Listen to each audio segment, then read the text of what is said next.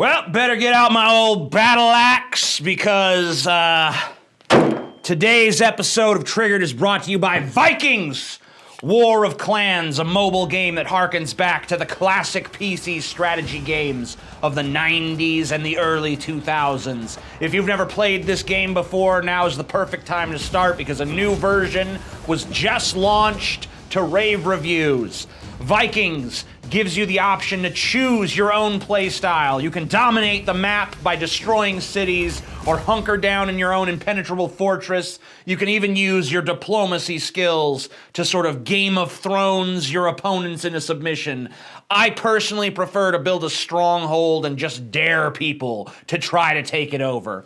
Play Vikings just 5 minutes and see why over 10 million players, including me, are addicted to it. So support my channel. Download Vikings using the link down below and get your initial protection shield for free and a special bonus of 200 gold for a fast and successful start. Yeah, Vikings! War of Clans!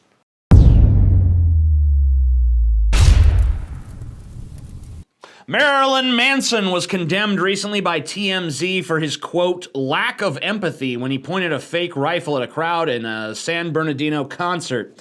San Bernardino was, you might recall, the site of a mass shooting at one point, which, where in America hasn't been at this point in our fucking history? I don't know.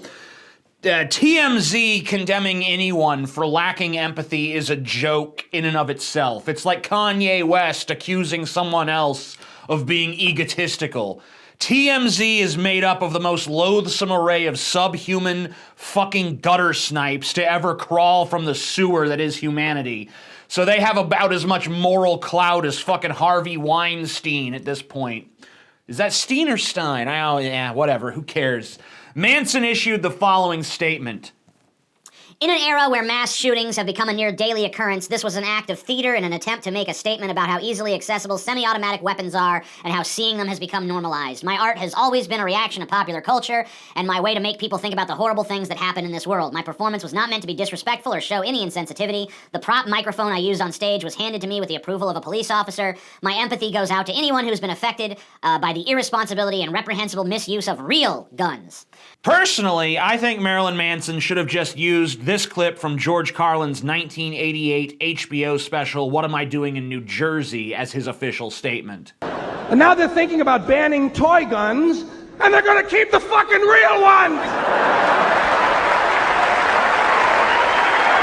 Hell, the gun Manson used even had the orange tip mandated in 1992 by the Department of Commerce for toy guns.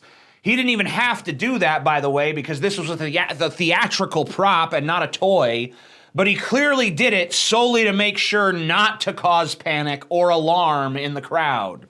The real fucking story here is that even though Manson's leg is broken in 2 places, he's getting out there on stage in a fucking wheelchair to entertain an audience. I've heard of concerts being canceled because the singer has some nasal congestion. And this motherfucker is out there with pins in his leg, still putting on a fucking show. You want a story, TMZ? There's your fucking story, you puss-brained little rat-think numbnut shit for brains dipshit motherfucking assholes from the 7th circle of dog shit hell.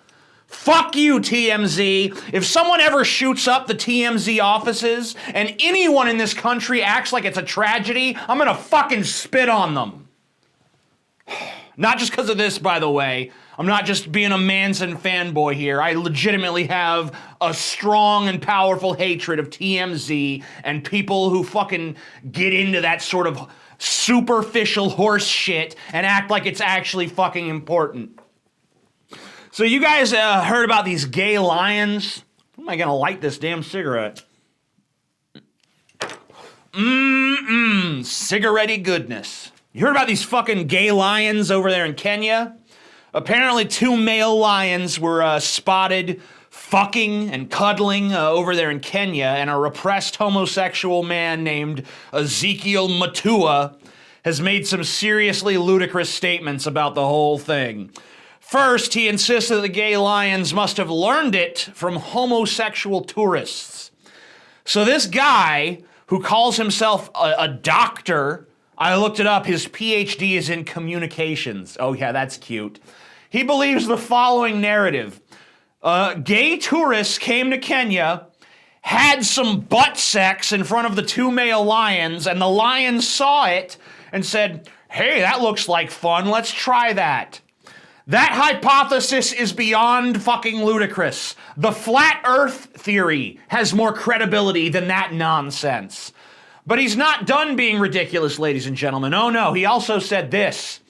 These animals need counseling because probably they have been influenced by gays who have gone to national parks and behaved badly.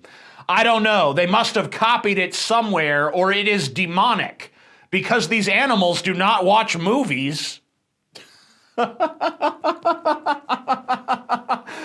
Wow. I don't think I've ever seen quite so much crazy stuffed into quite so few words. So first of all, the lions need counseling. Who the fuck is gonna counsel the lions? The blue-ass baboon from The Lion King? I fucking hope Dr. Ezekiel Matua gets eaten by these lions while attempting to counsel them. I hope these 2 fucking gay lions have a romantic dinner, lovingly gazing into each other's eyes as they chow down on this brain-dead fucking bigot. Second of all, demons? What sort of lame-ass demon is going around making lions gay? Like Satan's down in hell commanding his minions.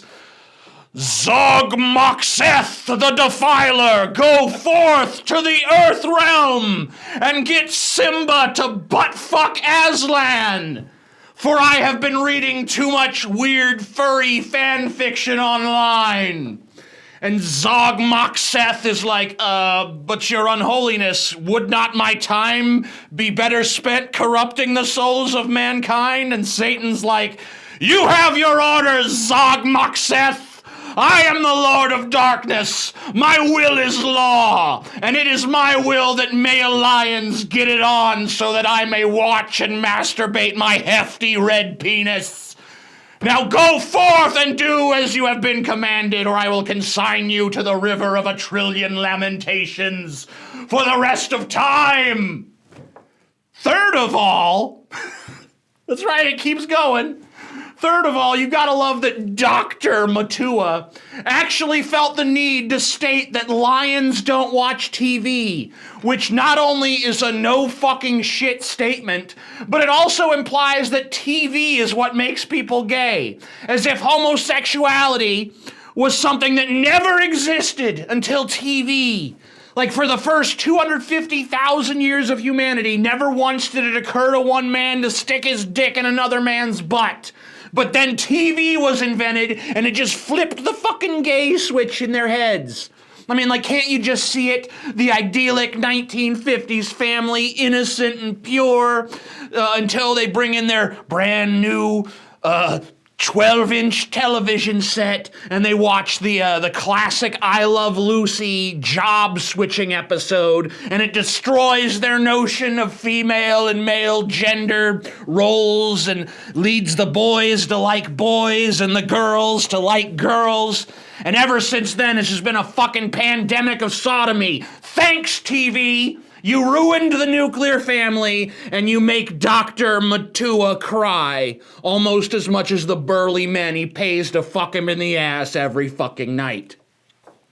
So the state of Virginia... The state of Virginia just elected the first openly transgender person to their state senate.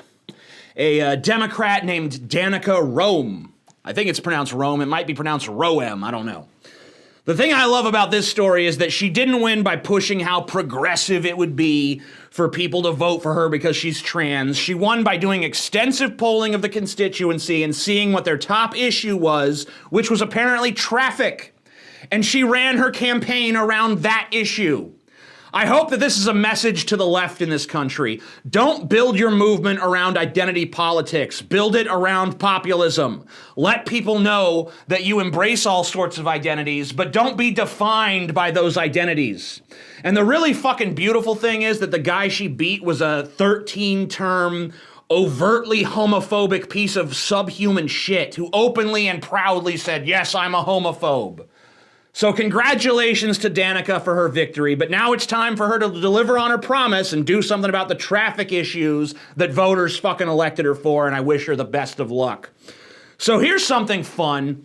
Barney's selling Antifa-inspired jackets for $375.